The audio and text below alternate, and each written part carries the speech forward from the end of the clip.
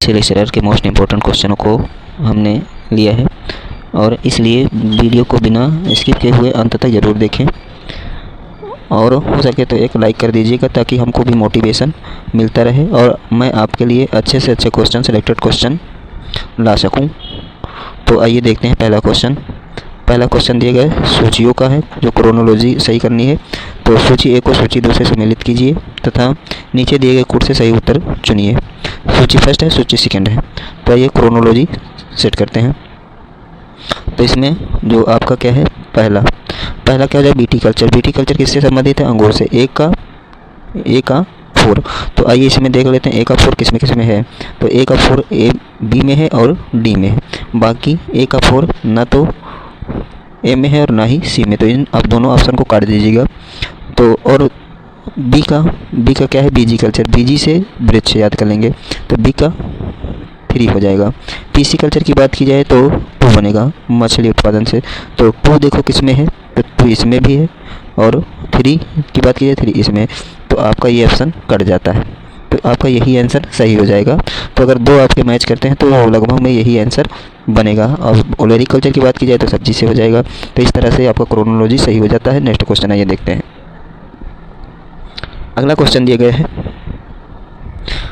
Haemoglobin के बारे में निम्नलिखित कथनों पर विचार कीजिए। तो पहला विचार दिया गया है, यह रक्त में ऑक्सीजन का संचार करता है। बात बिल्कुल सही है। ओके, संचार करता है, ऑक्सीजन का परिवहन करता है हीमोग्लोबिन। यह लौह युक्त यौगिक है। तो ये भी बात सही है, ये लौह युक्त यौगिक है। यह रक्त को लाल रंग प्रदान करता है। ये भी आपका सही है। तो आइए अगर देख लेते हैं तो 1 और 2 किस में सही है। तो 1 और 2 इसमें, 3 इसमें भी, ये भी गलत है। 1 और 2 और 3, 1, 2 और 4 ये ऑप्शन आपका सही होगा। 3 वाला नहीं सही होगा, यही आपका क्या है, गलत है। बाकी इसका जो आंसर बनेगा डी बनेगा। 1, 2 और 4 ये ऑक्सीजन का संचरण करता है। ओके, और लौह युक्त होता है, यौगिक है।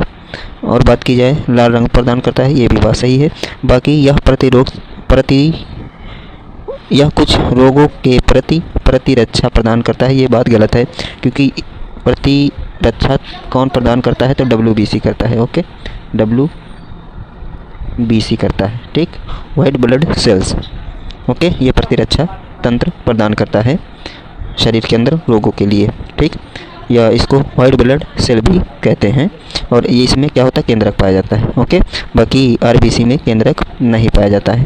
राइट, नेक्स्ट क्वेश्चन की बात की जाए, जीन के भीतर अनुक्रम आधार परिवर्तित करता है। तो जीन के भीतर अनुक्रम आधार परिवर्तन क्या कहलाता है, ये क्वेश्चन है। तो आंसर नंबर क्या हो जाएगा, आंसर नंबर सी बनेगा, उत्परिवर्तन कहलाता है। ओके, जीन के भीतर अनुक्रम परिवर्तन क्या कहलाता है, तो ये कहलाता है उत्परिवर्तन। बात की जाए उत्परिवर्तन किसे कहते हैं, जो जीन के अंदर क्या होता है, अनुक्रम प्रदान करता है, उसे उत्परिवर्तन कहा जाता है। और उत्परिवर्तन की क्रिया DNA में सतत रूप से होती है। तो ये प्रक्रिया कहाँ संभव होती है, उत्परिवर्तन की प्रक्रिया, तो DNA में होती है, DNA।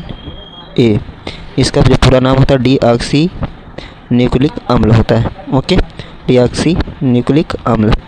नेक्स्ट क्वेश्चन की बात की जाए, अगला क्वेश्चन देखिएगा, ये सब जियोग्राफी के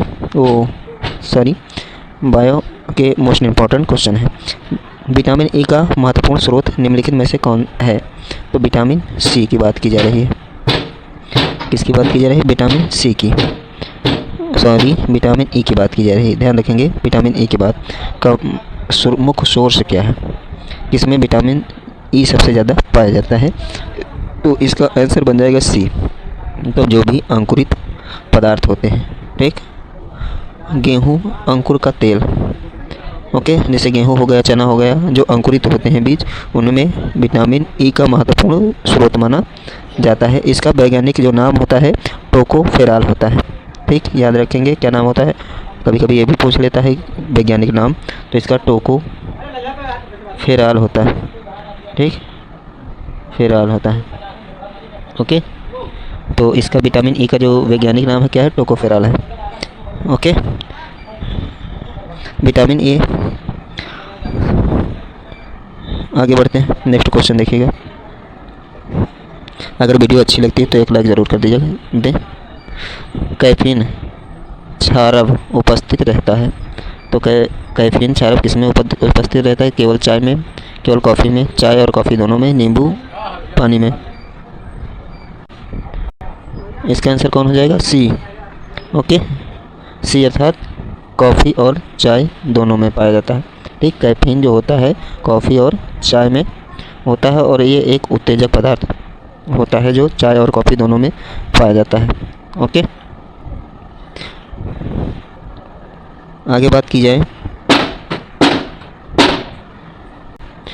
मलेरिया रोग की प्रभावी औषधि कुनैन का निष्कर्षण किया जाता है, तो इसका आंसर बन जाएगा सीधे सीधे कौन सा, सिनकोना की छाल से प्राप्त किया जाता है कुनैन। Okay, next question. अगला है, मस्तिष्क जिम्मेदार होता है सोचने के लिए, हृदय की गति नियंत्रित करने के लिए, शरीर में संतुलन के लिए, उपयोग में से तीनों के लिए। तो इसका जो आंसर का जवाब होगा वो कौन सा हो जाएगा, डी, अर्थात सबके लिए जिम्मेदार होता है कौन, मस्तिष्क, है ना। मस्तिष्क के कितने भाग होते हैं, तीन, फर्स्ट अग्रभाग, पश्च भाग और मध्य भाग, और इसका जो भार होता है वो 1400 ग्राम का होता है। ओके, कितना होता है, 1400 ग्राम का। नेक्स्ट बात की जाए इसी के बारे में, तो इसको अग्र मस्तिष्क भाग को सेरिब्रम कहते हैं, जो बुद्धिमत्ता का प्रतीक होता है। ठीक, बुद्धिमत्ता का प्रतीक कौन सा, सेरिब्रम सबसे मजबूत होता है, जो क्या करता है, स्मरण चिंतन का केंद्र होता है। और उसके बाद मध्य को बोलते हैं थैलेमस, मध्य वाले भाग को इसको क्या बोला जाता है, थैलेमस बोलते हैं। ओके, क्या कहते हैं, थैलेमस। थैलेमस, थैलेमस क्या करता है, थैलेमस करता है दर्द होगा तो इसके वजह से, और क्या होगा, ठंडी लगेगी तब भी इससे क्या होगा, ठंड।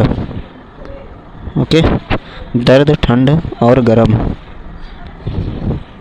ठीक, ठंडी गर्मी और दर्द का काम कौन करता है, तो मध्य भाग जिसको थैलेमस बोलते हैं। और हाइपोथैलेमस जो पश्च वाला भाग होता है इसको बोलते हैं हाइपोथैलेमस। तो हाइपोथैलेमस का काम क्या है, भूख प्यास, ताप नियंत्रण, पाप, घृणा, प्यार। ओके, तो ये किसका काम होता है, हाइपोथैलेमस का। तो भूख लगना, भूख और प्यास हर जाती है और प्यार हो जाता है। ठीक, तो ये सब किसके कारण होता है, हाइपोथैलेमस इसका जिम्मेदार होता है। और सेरिब्रम की बात हमने कर लिया, मानव शरीर को संतुलन बनाए रखता है। नेक्स्ट क्वेश्चन देखिएगा, जिस रूप में पौधे नाइट्रोजन प्राप्त करते हैं वह है, क्या है, नाइट्रोजन किसके रूप में प्रयोग करते हैं, तो नाइट्राइट के रूप में। ओके, प्राप्त करते हैं। अगला क्वेश्चन, सुमेलित करना है, हमने बताया था इससे पहले, जो रोग दिया गया है निम्नलिखित में से किस युग्म में सही सुमेलित नहीं, कौन सा सही सुमेलित नहीं, इस पर गोला खींच लिया करें पहली बार। ओके, तो दिया गया है, एक है कौन सा, थायोमीन। थायमीन क्या है, थायमीन का सुमेल किससे हो जाएगा, तो इसमें सबके सब मान के चलिए कौन सा थायमीन हो जाएगा, इससे जो रोग होता है वो बेरी होता है। ठीक, स्कर्बिक अम्ल से क्या होता है, स्कर्बिक अम्ल से हो जाता है आपका कौन सा, स्कर्बिक अम्ल से स्कर्बिक हो जाता है। ओके, और रक्त, विटामिन की से के कारण क्या होता है, रक्त का जमाव होता है। और विटामिन ए से वर्णांधता, ये आंसर गलत है। तो विटामिन ए की कमी से जो होता है वो कौन सा होता है, रतौंधी हो जाती है। ओके, क्या हो जाती है, रतौंधी। तो यही आंसर आपका गलत है। ओके, बाकी सब के सब सुमेलित हैं, ये आपका आंसर गलत हो जाएगा। नेक्स्ट क्वेश्चन देखिएगा, ल्यूकेमिया एक प्रकार का कैंसर है जिसमें असाधारण बढ़ोतरी होती है। इसके अस्थि कोशिकाओं की संख्या में, प्लेटलेट की संख्या में, लाल रक्त कोशिकाओं की संख्या में, श्वेत रक्त कोशिकाओं की संख्या में। तो इसका जो आंसर हो जाएगा, आंसर नंबर डी बनेगा। इसमें श्वेत रक्त कोशिकाओं की संख्या में वृद्धि होती रहती है ल्यूकेमिया कैंसर से। आगे बढ़ें, नेक्स्ट क्वेश्चन देखिएगा। अगला क्वेश्चन, जो मनुष्य यह नहीं समझ पाता कि कब उसे भोजन करना रोक देना चाहिए, वह पीड़ित है। जो मनुष्य यह नहीं समझ पाता कि जब उसे भोजन करना रोक देना चाहिए, वह पीड़ा कौन सी हो सकती है? तो इसका आंसर बनेगा कौन सा? आंसर नंबर ए बन जाएगा। वह कौन हो जाएगा? बुलिमिया। कौन से रोग से पीड़ित है? बुलिमिया रोग से पीड़ित है वो। नेक्स्ट क्वेश्चन देखिएगा, अगला क्वेश्चन है, मानव रक्त दान के लिए कौन सा रक्त समूह सर्वाधिक दाता होता है, जो सबको दान देता है? ओके, तो इसका आंसर कौन सा हो जाएगा? आंसर नंबर ओ बनेगा। वो क्या है? ये सबको दान मतलब सर्वाधिक दाता होता है, ओ। समझ में आया? नेक्स्ट क्वेश्चन, अगला, निम्नलिखित में से किसका उपयोग रक्त कैंसर के उपचार में किया जाता है? तो रक्त उपचार में किया जाता है फास्फोरस 32 का, ठीक, 32 का, फास्फोरस 32 का रक्त किसमें इसका प्रयोग किया जाता है?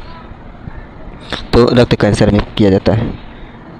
नेक्स्ट अगले बात की जाए, अगला प्रश्न देखिएगा, अगला प्रश्न दिया है, निम्नलिखित भोज्य पदार्थों में से किसमें सभी अनिवार्य अमीनो अम्ल उपस्थित होते हैं? तो किसमें अमीनो अम्ल उपस्थित होते हैं? तो इसका आंसर देखिएगा, किसमें सभी अमीनो अम्ल उपस्थित होते हैं? तो इसका आंसर बन जाएगा कौन सा? सी। किसमें सभी अमीनो अम्ल उपस्थित होते? तो अंडे में। ओके, इसका आंसर क्या बनेगा? अंडे में अमीनो अम्ल उपस्थित होते हैं, अंडे में। नेक्स्ट क्वेश्चन, एथेनॉल के व्यावसायिक उत्पादन में कौन सा खमीर प्रयोग में लाया जाता है? तो खमीर कौन सा प्रयोग में लाया जाता है एथेनॉल में? तो आंसर नंबर बनेगा कौन सा? B, saccharomyces cerevisiae. Answer number B हो जाएगा। अगला क्वेश्चन, मानव की सामान्य स्वस्थ आँखों के लिए स्पष्ट दृष्टि की न्यूनतम दूरी कितनी होती है?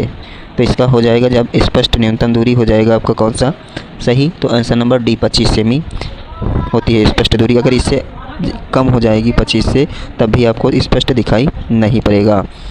नेक्स्ट क्वेश्चन अगला देखिएगा, निम्नलिखित में से तापमापियों में से किसे पैरोमीटर कहा जाता है? 17 नंबर क्वेश्चन का आंसर क्या हो जाएगा? आंसर नंबर बी बनेगा, विकिरण तापमापी से पैरोमीटर का प्रयोग, पैरोमीटर कहा जाता है किसको? विकिरण तापमापी। नेक्स्ट क्वेश्चन, डायनमो एक युक्ति है जो परिवर्तित करता है। तो डायनमो क्या परिवर्तित करता है? विद्युत ऊर्जा को यांत्रिक ऊर्जा में। ओके, किसको? तो आंसर नंबर सी, यांत्रिक ऊर्जा को विद्युत ऊर्जा में परिवर्तित करता है डायनमो। अगला क्वेश्चन, वायु की गति निम्नलिखित के द्वारा मापी जाती है। तो वायु की गति किससे मापी जाती है? बैरोमीटर से। किससे? तो वायु की गति मापी जाती है एमिनोमीटर से। किससे? एमिनोमीटर से वायु की गति। नेक्स्ट क्वेश्चन, और अगर बात की जाए बैरोमीटर से, तो बैरोमीटर से क्या मापा जाता है? वायु दाब मापा जाता है, ठीक, वायु दाब। ओके, और इसकी बात की जाए हाइग्रोमीटर से क्या मापा जाता है? तो हाइड्रोमीटर से मापा जाता है द्रवों का अपेक्षित घनत्व मापा जाता है, द्रव का घनत्व, द्रव की डेंसिटी मापी जाती है।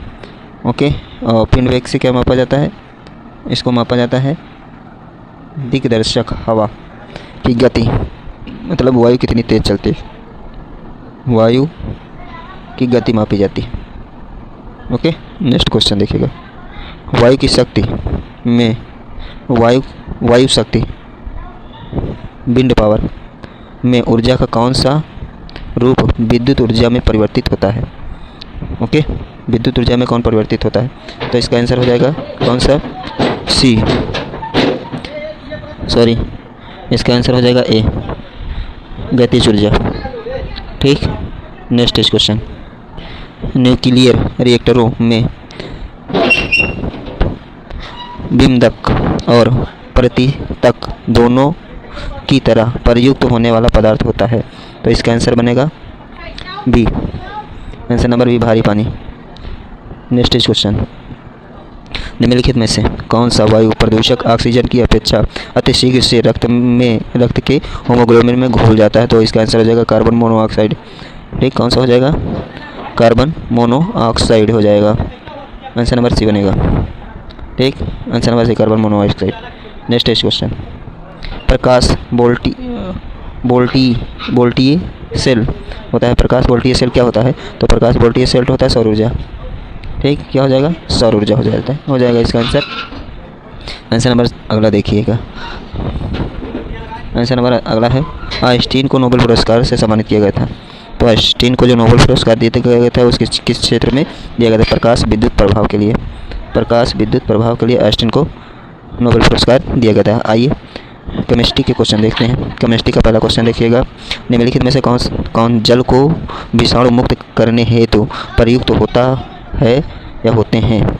तो इसका आंसर बनेगा डी, ये सभी हैं। क्लोरीन भी है, ओजोन भी है, क्लोरेमीन भी है, ये तीनों है। ठीक, अगला क्वेश्चन, निम्नलिखित गैसों में से कौन सी एक ग्रीन हाउस गैस नहीं है? क्या पूछा है? ग्रीन हाउस गैस है नहीं है, तो इसका आंसर हो जाएगा आंसर नंबर डी। ठीक, O2 नहीं, O2 तो ऑक्सीजन है, O2 है ना, इसमें दो होते हैं, क्या नाम है? हाइड्रोजन और ऑक्सीजन। ठीक, इससे पानी बनता है। नेक्स्ट क्वेश्चन, अगला कोई मिर्च की तीक्ष्णता का कारण है, मतलब मिर्च जो है वो कड़वी क्यों लगती है? समझ में आया? आंसर नंबर बी बन जाएगा। किसके कारण? कैप्सिराइसिन की उपस्थिति के कारण। नेक्स्ट इज, बायो संयंत्र से निष्कासित निम्नलिखित में से कौन सी गैस ईंधन के रूप में आती है? तो आती है कौन सी? ब्यूटेन आएगी या मीथेन आएगी?